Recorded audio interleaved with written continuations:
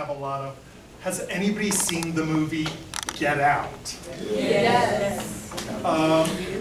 There's great examples of microaggressions in that movie. It is really worth seeing, right? And everybody, yeah, check it out. It has great stuff to say about race, but it's mashed up with like a horror movie in there, which I don't usually like, and a lot of great examples of microaggression. So go see Get Out, the movie, and see if you can pick out the microaggressions from the white parents that are in there. Filmed in Fairhope. Filmed in Fairhope. Yes. Filmed in Fairhope. How about that? I have a question that Yes. you didn't address that Okay. I don't know too much about, but it's been brought up with some of my white privileged friends, for lack of a better phrase there. When they talk about their experiences and they're like, you know, I'm very multicultural, I understand different races, but let me tell you about when I experienced reverse racism. Oh, no. And I don't know how to address that. Smack them? Forget that. Yeah, so this to me is... And especially when they're UWF professors. Well, you know, I'm a soon to be ex-UWF professor, so... Yeah, so I'll tell you, this idea of reverse racism to me is kind of a very clever and insidious, you know, here's what I say about the idea of supposed reverse racism, which is basically cry me a river that it's so hard for you for being white. But I say, like, white people have to own everything. Now we even want to own racism. You know what I mean? We can't even let black people have racism. Now we own it. It's ours. This is reverse racism. It's, I think it does a couple of things. I think it's cowardly.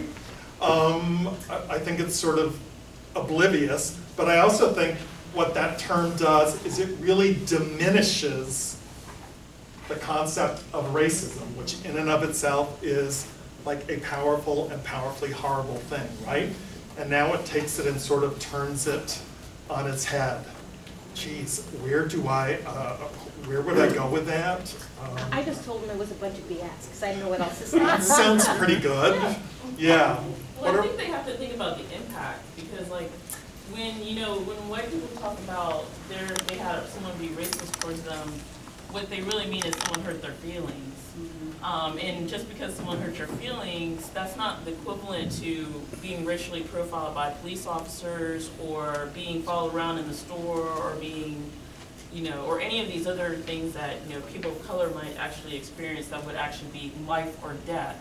So just because your feelings got hurt, that's not life or death, So I think that they need to kind of, that's where the perspective shift, I think, needs to go. That's a really good insight, and actually it made me think, remember when I talked about the fundamental error of attribution? It's sort of reversing that, like now they're blaming an experience that they had on racism and reverse racism and trying to turn a single experience into something that's indicative of a larger, I mean, I have students that say to me, I was trying to get scholarships, but there's no, but all the scholarships are for students of color. And then I show so then I show a slide of who gets scholarships in the United States. And it is... It's like less than 1%. Yeah, it's huge, the amount, yeah. So that stuff is hard. Do you... I was going to say, I was at Davidson when the Bakke case came down. Oh, you saw it. But no, what I was going to say is, when I think of racism, I think of it as systematic, institutionalized, and I think that very few white people can have a thrust of some kind of negative behavior that's institutionalized, systematic, ongoing, etc. So I think she's right. You just got offended because someone said something that you took, offense to. But, it's true what you're saying. These things need to be done, but I think it's just going to take everybody continuing to work.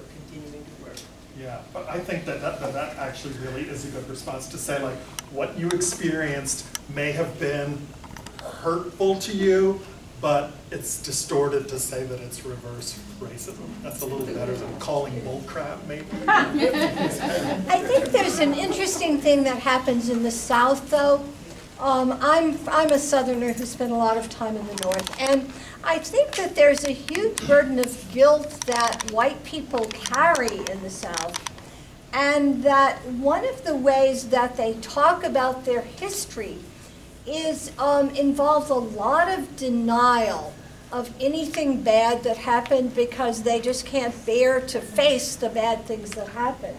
And so I think that if you just hear it kind of as denial, it makes it less hard to understand.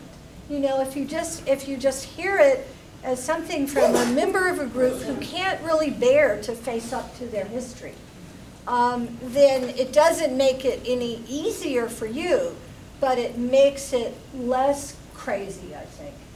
You know, it's just, there's no way for a white Southerner, for most white Southerners to talk honestly about what their ancestors did that leaves them feeling okay about themselves and their lives. And so I think that the defense is just denial. Nah, it didn't happen. Or, I mean, one frustrating thing for me is that as I talk about racism with people, a white person will say, a professor at UWF, oh, but I grew up poor, and I'm like, you know, and I just kind of have to go away and regroup because it doesn't make any sense, and it doesn't usually respond to argument, I find. You know, it's just something that that person, for whatever reason, needs to do, and that's where they're stuck right now, and that's not your problem. Yeah, and I think that it's more palatable for, I'll say like the discussion of race is so difficult for white people that I think that they often bring in other stuff, like, let me tell you about how I was discriminated against for my religion. And I usually say, I definitely want to hear about that, but right now we're talking about race. So sometimes there's efforts to dilute this kind of very charged and painful subject by playing that other card of, so as much as I said, those parts of everyone that have experienced discrimination for some facet of their identity, I think it's important, because as I said, I think it can help you tap into a wellspring of compassion, but don't go so far that it becomes an escape hatch for you.